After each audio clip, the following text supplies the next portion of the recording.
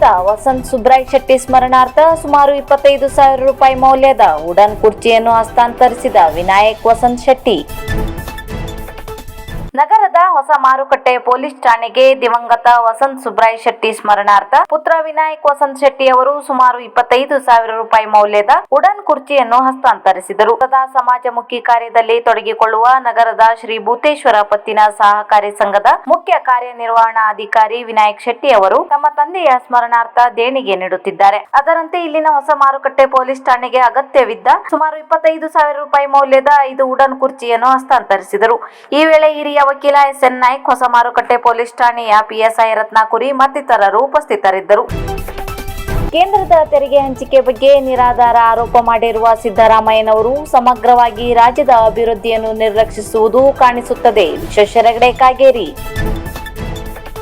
ಬಜೆಟ್ನಲ್ಲಿ ವಿವಿಧ ಇಲಾಖೆಯ ಯೋಜನೆಗಳಿಗೆ ಘೋಷಣೆ ಮಾಡಿದ ಅನುದಾನ ಸಂಪೂರ್ಣ ವೆಚ್ಚ ಮಾಡದೆ ಹಾಗೆ ಇರುತ್ತಿದ್ದು ಹಾಗೂ ವಾಸ್ತವಿಕವಾಗಿ ವೆಚ್ಚವನ್ನು ಜನರ ಮುಂದೆ ಇಡದೆ ಹೊಸ ಘೋಷಣೆಯ ಆಯವ್ಯಯ ಮಂಡಿಸಿರುವುದು ಜನರನ್ನು ಮರಳು ಮಾಡುವ ಆಯವ್ಯಯವಾಗಿದೆ. ಚುನಾವಣೆಯನ್ನು ದೃಷ್ಟಿಯಲ್ಲಿ ಇಟ್ಟುಕೊಂಡು ಬೆಂಗಳೂರೊಂದೇ ಕೇಂದ್ರವಾಗಿರಿಸಿ ಘೋಷಿಸಿರುವುದು ರಾಜಕೀಯ ತಂತ್ರವಲ್ಲದೆ ಮತ್ತೇನೂ ಅಲ್ಲ. ಕೇಂದ್ರದ ತೆರಿಗೆ ಹಂಚಿಕೆ ಬಗ್ಗೆ ನಿರಾಧಾರ ಆರೋಪ ಮಾಡುವ ಸಿದ್ದರಾಮಯ್ಯನವರು ಸಮಗ್ರವಾಗಿ ರಾಜ್ಯದ ಅಭಿವೃದ್ಧಿಯನ್ನು ನಿರ್ಲಕ್ಷಿಸುವುದು ಕಾಣಿಸಿರುತ್ತದೆ.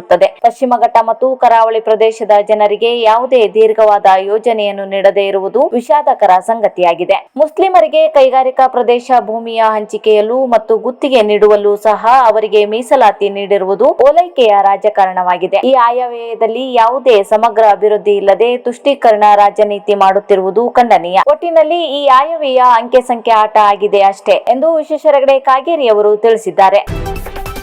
ಕಳ್ಳನೊಬ್ಬನೇ ಅಲ್ಲ, ಕಳ್ಳನಿಗೆ ಸಹಾಯ ಮಾಡಿದವರನ್ನು ಬಂಧಿಸಬೇಕು, ಇಲ್ಲವಾದಲ್ಲಿ ಶಿರ್ಸಿ ನಗರ ಬಂದ್ಗೆ ಕರೆ. ಉಪೇಂದ್ರ ಪೈ. ನಗರದ ಜನತೆಯನ್ನು ತೀವ್ರವಾಗಿ ಕುತೂಹಲಕ್ಕೆ ಕಾರಣವಾಗಿರುವ ನಗರಸಭೆಯ ಕೆಂಗ್ರೆಹೊಳೆ ಪೈಪ್ ಕಳ್ಳತನ ಪ್ರಕರಣವನ್ನು ಖಂಡಿಸಿರುವ ಜೆಡಿಎಸ್ ಮುಖಂಡ ಉಪೇಂದ್ರ ಪೈ ಇವರು ಕಳ್ಳರನ್ನು ಹಾಗೂ ಕಳ್ಳನಿಗೆ ಸಹಾಯ ಮಾಡಿದವರನ್ನು ಬಂಧಿಸಬೇಕೆಂದು ಸಹಾಯಕ ಆಯುಕ್ತರಾದ ಕಾವ್ಯರಾಣಿ ಅವರಿಗೆ ಮನವಿ ನೀಡಿದರು. ಮನವಿ ಪತ್ರವನ್ನು ಜಿಲ್ಲಾಧಿಕಾರಿ ಎಸಿ ಹಾಗೂ ಡಿವೈಎಸ್ಪಿ ಅವರಿಗೆ ನೀಡಲಾಗಿದೆ ಎಂದು ತಿಳಿಸಿದರು. ಸುಮಾರು 300 ಮೀಟರ್ ಆಗುವಷ್ಟು ಅಗೆದು ತೆಗೆದು ಅದನ್ನ ಸಾಗಾಟ ಮಾಡಿದ್ದಾರೆ ಅನ್ನತಕ್ಕಂಥ ಆರೋಪ ಮತ್ತು ಪ್ರತ್ಯಕ್ಷವಾಗಿ ನೋಡಿದಾಗ ಕಂಡು ಬಂದಿದೆ. ಹಾಗಾಗಿ ಈ ಒಂದು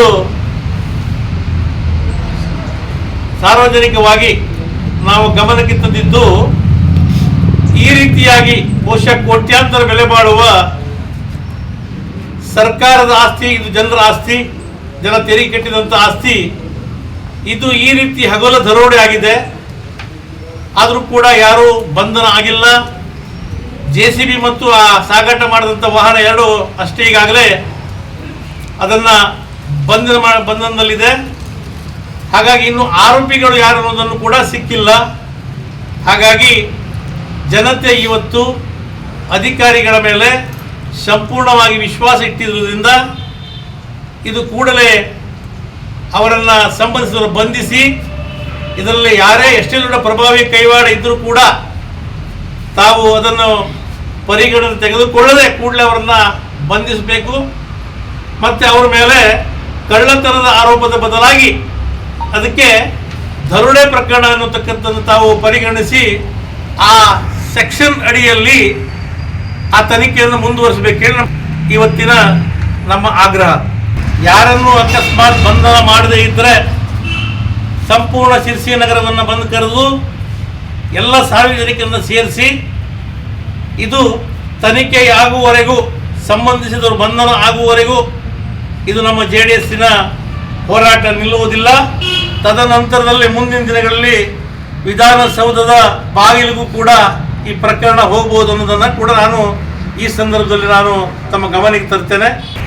ಇಲ್ಲಿ ಕೆಂಗರೆಹೊಳೆಯಲ್ಲಿ ಸುಮಾರು 30-40 ವರ್ಷಗಳಿಂದ ಹಳೆಯ ನೀರಿನ ಪೈಪೇನು ಹಾಕಿದ್ರು.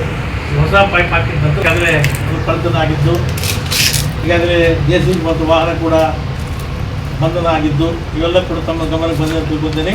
ಶಿರ್ಸಿ ಕೆಂಗರೆಹೊಳೆಯಿಂದ ಶಿರ್ಸಿ ನಗರಕ್ಕೆ ಬರುವ ನೀರಿನ ಹೊಸ ಪೈಪ್ ಲೈನನ್ನು ಜನಪದಿಗಳು ಕಂಡು ಬರ್ತದೆ. ಹಾಗಾಗಿ ಇದು ಮುಂದಿನ ದಿನಗಳಲ್ಲಿ ಇದನ್ನು ಈ ರೀತಿಯಾಗಿ ಮುಂದುವರಿಸಲೇಬೇಕು. ಇನ್ನು ನಾವು ನ್ಯಾಯಾಲಯದ ಮುಖಾಂತರ ಕೂಡ ಹೋರಾಡಲಿಕ್ಕೆ ನಾವು ಹಿಂದಿರುವುದಿಲ್ಲ. ಹಾಗಾಗಿ ತಮಗೆ ಇವತ್ತು ನಾನು ಇದು ಕೊಡೋದು ಮುಖಾಂತರ